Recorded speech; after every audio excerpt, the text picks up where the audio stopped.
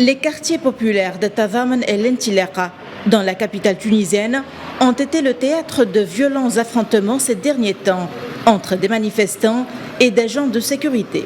Les manifestants ont accusé la police d'être responsable de la mort d'un jeune homme. Ces actions sont un résultat et une réaction à la répression policière.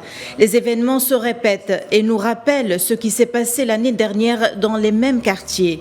Les événements prennent un autre tournant quand les manifestations dans la journée ne donnent plus de résultats. On peut dire donc que c'est une forme de colère chez les jeunes qui font face à la répression policière. À l'autre bout du pays, l'affaire du naufrage d'une embarcation à Zarzis tourne à la rébellion, quand les familles des disparus se sont tout d'un coup mises à protester et accuser les autorités de négligence dans la recherche de leurs enfants. L'histoire a commencé à déborder quand les parents des victimes ont découvert que des cadavres de leurs enfants avaient été récupérés par les autorités et les corps ont été officiellement classés comme ceux de migrants étrangers et ont donc été enterrés dans le jardin d'Afrique. Ce jardin est un cimetière servant à enterrer les migrants inconnus morts durant la traversée de la Méditerranée.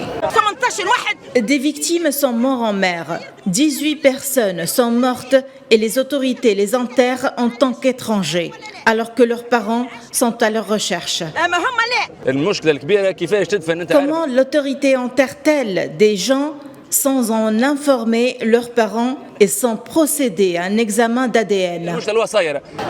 À Zarzis, la situation a dérapé avec des protestations en ville, l'attaque du siège de la délégation, le blocage des routes.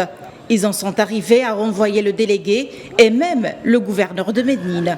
Par la suite, les choses se sont encore plus envenimées quand les protestations ont commencé à gagner d'autres localités du pays et avec la décision de la grève générale ce mardi dans la région de Zarzis.